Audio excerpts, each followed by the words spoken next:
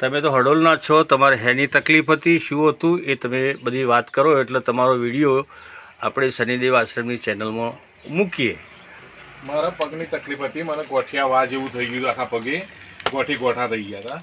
પણ હું આ દવા લગાવીને કસરત કરાવી, એમને બતાવી તે પ્રમાણે મને બહુ સારું રિઝલ્ટ મળ્યું છે. તો મારે દવાખાને જવાની જરૂર ના પડી.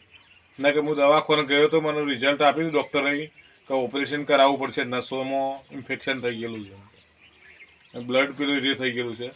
પણ દવાખાને જવાની જરૂર ના પડી. આ આશ્રમથી હું દવા લીધી અને કસરત કરાવી, એનાથી મને ફૂલ રિઝલ્ટ સારું મળ્યું છે. મારે દવાખાને જવાની જરૂર નથી, રિઝલ્ટ સારું છે દવાનું. અને આશ્રમ નવી હડોલ શીત કેન્દ્ર આપણો પીએસસી આ સરકારી દવાખાનાની સામે છે.